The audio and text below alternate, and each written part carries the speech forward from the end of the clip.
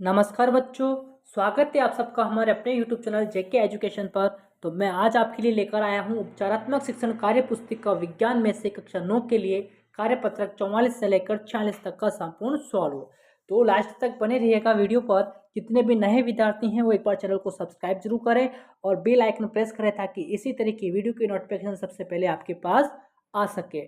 तो चैनल को सब्सक्राइब करिएगा। आइए सबसे पहले कार्यपत्रक 44 देख लेते हैं। कार्यपत्रक 44 है, विषय वस्तु हो जाएगा गुरुत्वाकर्षण, अधिगम बिंदु हो जाएगा गुरुत्वाकर्षण। पहला प्रश्न देखिएगा इसके अकॉर्डिंग, आपके द्वारा ऊपर की ओर फेंकी गई गेंद पुनः धरातल पर आ जाती है, ऐसा क्यों होता है? ठीक है, तो इसका उत्तर आप क्या लिखेंगे कि ऐसा गुरुत्वाकर्षण बल के कारण होता है। पृथ्वी के धरातल पर सभी वस्तुओं पर गुरुत्वाकर्षण बल लगता है। तो पहले प्रश्न का आंसर यह रहेगा, तो आप यह लिखिएगा। दूसरा प्रश्न है कि पृथ्वी के चारों ओर चंद्रमा का घूमना कौन से बल के कारण संभव होता है? तो लिखिए। तो पृथ्वी के चारों ओर चंद्रमा का घूमना गुरुत्वाकर्षण बल के कारण ऐसा संभव होता है। तो दूसरे प्रश्न का उत्तर आप ये लिखेंगे। तीसरा प्रश्न है कि गुरुत्वाकर्षण का सार्वत्रिक नियम आपको बताना है। तो गुरुत्वाकर्षण का सार्वत्रिक नियम क्या होता है? तो आप लिखिएगा, इस नियम के अनुसार प्रत्येक पिंड प्रत्येक अन्य पिंड को एक बल से आकर्षित करता है जो दोनों पिंडों के द्रव्यमानों के गुणनफल के समानुपाती है तथा उनके बीच की दूरी के वर्ग के व्युत्क्रमानुपाती होती है। तो देखिएगा, गुरुत्वाकर्षण बल का परिमाण ज्ञात करने का सूत्र क्या होता है? F बराबर G/m/d का स्क्वायर। ठीक है। चौथा प्रश्न है कि गुरुत्वाकर्षण बल का परिमाण ज्ञात करने का सूत्र आपको लिखना है। तो F बराबर G/m और d का स्क्वायर यहाँ पर सूत्र हो जाएगा। ठीक है, उम्मीद करता हूँ कार्यपत्रक 44 समझ में आया होगा। आइए अगला कार्यपत्रक देखते हैं अपन। कार्यपत्रक अगला है 45। विषय वस्तु हो जाएगी गुरुत्वाकर्षण। विषय वस्तु देखिएगा, तो विषय वस्तु हो जाएगी गुरुत्वाकर्षण और अधिगम बिंदु हो जाएगा मुक्त पतन। पहला प्रश्न देखिएगा कि पृथ्वी के गुरुत्वीय त्वरण का मान लिखिएगा। तो पृथ्वी की गुरुत्वीय त्वरण का मान क्या होता है? G बराबर 9.8 मीटर प्रति सेकंड स्क्वायर। ठीक है, तो ये पृथ्वी के गुरुत्वीय त्वरण का मान हो जाएगा। दूसरा प्रश्न देखिएगा कि मुक्त पतन से आप क्या समझते हैं, बताइए। तो मुक्त पतन से आप क्या समझते हैं, आपको उत्तर लिखना है। जब वस्तु पृथ्वी पर गुरुत्वीय बल के कारण गिरती है तब कहा जाता है कि वस्तु मुक्त पतन में है। तो दूसरे प्रश्न का उत्तर आप ये लिखेंगे, जब वस्तु पृथ्वी पर गुरुत्वीय बल के कारण गिरती है तब कहा जाता है कि वस्तु मुक्त पतन में है। तीसरा प्रश्न देखिएगा, किसी वस्तु का द्रव्यमान कौन से गुण का मापन है? तो किसी वस्तु का द्रव्यमान जड़त्व का माप होता है। क्या होता है? किसी वस्तु का द्रव्यमान जो होगा जड़त्व का माप होगा। तीसरे प्रश्न का उत्तर आप ये लिखेंगे। अगला देखिएगा, अगला है प्रश्न संख्या 4। भार किसे कहते हैं? बताइएगा, भार किसे कहते हैं? तो इसका उत्तर होगा, किसी वस्तु को पृथ्वी जिस आकर्षण बल से अपने केंद्र की ओर खींचती है उसे वस्तु का भार कहते हैं। ठीक है, क्या कहते हैं? वस्तु का भार कहा जाता है। तो चौथे प्रश्न का उत्तर आप ये लिखेंगे।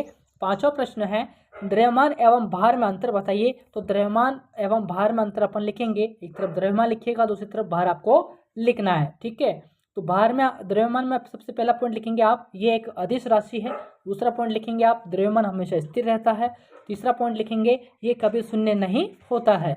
भार में आप पहला पॉइंट लिखेंगे, यह सदिश राशि है लेकिन द्रव्यमान अदिश राशि हो गई। ठीक है, यह भिन्न भिन्न स्थानों पर अलग अलग होता है लेकिन ये तो स्थिर होता है ना।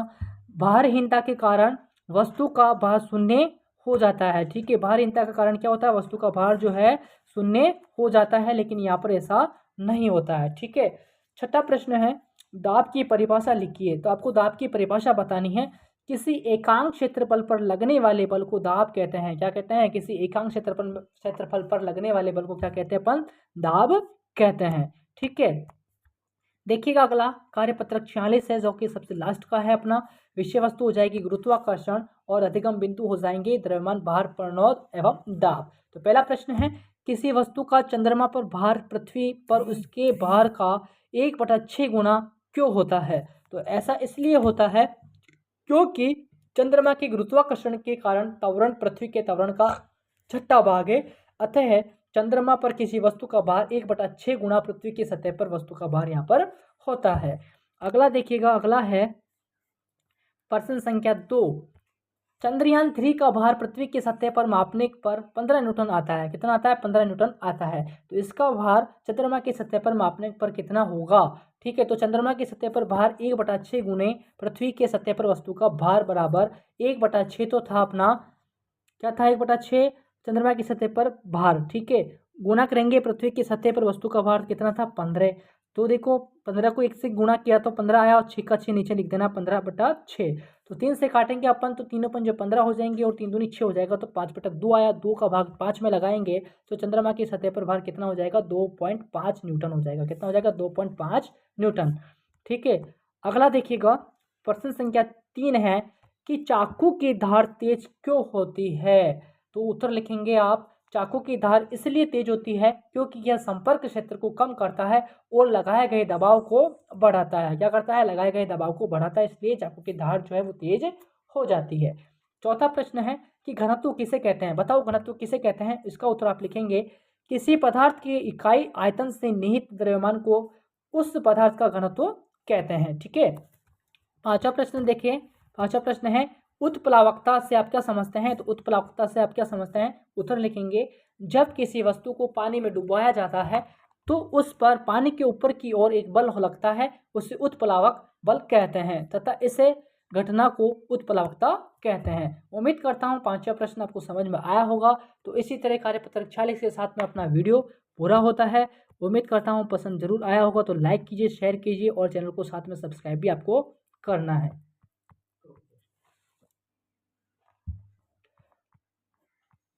एक बार मैं आपको सारे उत्तर वापस बता देता हूं ताकि आप वीडियो को रोक कर आसानी से लिख सकें। देखिएगा, तीसरा प्रश्न, चौथा प्रश्न, कार्यपत्रक 45 का पहला, दूसरा और तीसरा, यहाँ पर चौथा, पांचवा, और कार्यपत्रक 46 का पहला, दूसरा और तीसरा और चौथा और पांचवा। ठीक है, तो एक बार सब्सक्राइब जरूर करें चैनल को सभी।